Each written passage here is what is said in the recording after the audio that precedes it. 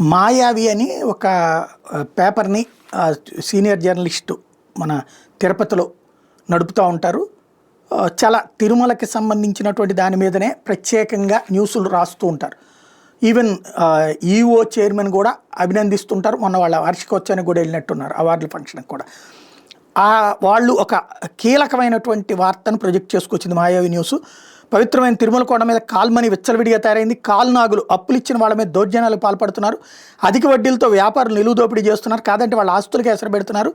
సకాలంలో తీసుకున్న డబ్బు తిరిగి ఇవ్వకపోతే దుకాణాలని బాలాజీ నగర్లో ఉన్నటువంటి వాళ్ళ ఇళ్లని దౌర్జన్యంగా ఆక్రమించుకున్నారు. వాళ్ళ ఇళ్లకు తాళాలు వేసి ఈ ఇల్లు మాకు అమ్మేశారంటూ పోలీసుల్ని, అటు రెవెన్యూ పంచాయతీ అధికారులు మామూలుతో కొనేస్తున్నారు. ఇలాంటి పరిస్థితుల్లో న్యాయం కోసం పోలీసులు కానీ, టీటీడీ రెవెన్యూ పంచాయతీ అధికారులు కానీ ఆశ్రయిస్తే తిరిగి బాధితుల మీదనే దాడులు నిర్వహించే దారుణమైన పరిస్థితి తిరుమల కొండ మీద ఏర్పడింది. అతడు కబాలీలా కనిపించే కాల్మని కాల్నాగు గళ్ళలుంగి టీషర్టు ధరించి నోట్లో గుట్కా పాన్ నములుతూ ఉంటాడు. రాత్రి అయితే తిరుపతి నుంచి దొడ్డిదారులో మద్యాన్ని తెప్పించుకుంటారు. కొండపైనే పోలీసులకు సవాలు విసురుతూ మద్యాన్ని ప్రతినిత్యం సేవిస్తాడు. గత ఏడాదిలోనే ఎన్నికల సమయంలో బహిరంగంగా మద్యం సేవించి ఫుల్ బాటిల్ మద్యాన్ని బండి మీద కూర్చుని ముద్దాడుతూ ఫోటోలు తీసి సోషల్ మీడియాలో పెట్టారు.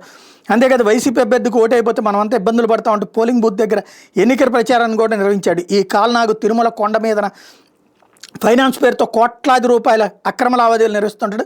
గత 5 ఏళ్ల పాటు టీటీడీ రెవెన్యూ పంచాయతీలు అవినీతి అధికారిగా మొదలుపడిన తిమింగలంతో చేతులు కలిపి కొండ మీద అక్రమంగా హ్యాకర్ల తట్టలు పెట్టించి అవినీతి కార్యక్రమాన్ని విజయవంతం చేశారు. ఈ అక్రమ వ్యవహారంలో ఒక్కొక్క వ్యక్తి వద్ద నుండి 4 లక్షల రూపాయలకు పైగా వసూలు చేశారని విస్తృతంగా విమర్శలు వచ్చినాయి. ఇలా దాదాపు 100 తట్టలు అక్రమంగా పెట్టించి కోట్ల రూపాయల లావాదేవీలు నిర్వహించారు. ఈ లావాదేవీల్లో పంచాయతీ రెవెన్యూ అధికారికి కొంత, మిగిలిన కొంత వాటా తన ఖాతాలో వేసుకుని ఈ అక్రమ సొమ్మును తిరిగి వడ్డీల రూపంలో అదే హ్యాకర్లకు అప్పులుగా ఇచ్చి వాళ్ళ ఆస్తులు జప్తు చేసుకుని వికృతమైన వేధింపులకు పాల్పడేవాళ్ళు. గత కొన్నేళ్లుగా అడ్డోదుపు లేకుండా కొండపైన సాగుతున్న ఈ కాల్నాగుల వ్యవహారంపై ఎవరు నోరు తెరిచినా ఆ టీటీడీ విజిలెన్స్లో కానీ పోలీసులో కానీ న్యాయం చేసేవాళ్ళు లేకపోవడంతో బాధితులు మౌనంగా బాధలు భరిస్తూ వచ్చారు. అయితే గత నెలలో హరీష్ రెడ్డి అనే ఒక వ్యక్తి ధైర్యం చేసి తిరుపతి ఎస్పీ కార్యాలయంలో స్పందనలో సంబంధిత కాల్నాగు వేధింపులపై ఫిర్యాదు చేశాడు. అయితే ఇంకేం న్యాయం జరుగుతుందని అందరూ అనుకున్నారు. ఈ కాల్నాగు కబాలీపై మీడియాలో సైతం అనేక వార్తలు వచ్చినాయి. కానీ టీటీడీ విజిలెన్స్కు పోలీసు విభాగానికి ఈ కబాలీ మీద చర్యలు తీసుకోవాలని అనిపించలేదు.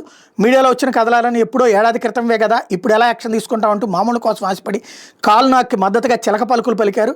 ఆగస్టు 4వ తేదీన తిరుపతి ఎస్పీ కార్యాలయంలో ఫిర్యాదు చేసినప్పటికీ బాధితుడికి న్యాయం చేయకపోగా దౌర్జన్యకారుడికి మద్దతుగా పోలీసులు ఒత్తాసు పలకడంతో నింపాదిగా నెల తర్వాత అంటే శుక్రవారం రోజున ఆ కాల్నాగు మరింత రెచ్చిపోయాడు. తన మీద ఫిర్యాదు చేసిన హరీష్ రెడ్డికి సంబంధించిన ఇంటికి తాళాలు వేశాడు. పైగా పోలీసులకు టీటీడీ పంచాయతీ రెవెన్యూ అధికారులకు ఫోన్లు చేసి ఈ ఇల్లు నాకు బాకీ ఉన్న కారణంగా వాళ్లే అమ్మేశారని బుకాయించాడు. ఇంకేముంది, హరీష్ రెడ్డికి సంబంధించిన ఇంటిని నువ్వు ఇంకొకళ్ళకి ఎలా అమ్ముతావు అంటూ అధికారులు బాధితుడైన హరీష్ రెడ్డి పైన పంచాయతీ రెవెన్యూ అధికారులు చర్యలకు ఉపక్రమించారు. ఇదెక్కడ కర్మరా బాబు అంటూ హరీష్ రెడ్డి మళ్ళీ తిరుమల పోలీసులకు జరుగుతున్న వ్యవహారాన్నింటినీ పోసగొచ్చినట్టు గురువారం ఫిర్యాదు చేశారు. ఏమో ఈసారైనా అతనికి న్యాయం జరుగుతుందా లేదా అన్నటువంటి కథనాన్ని ప్రొజెక్ట్ చేసుకొచ్చారు.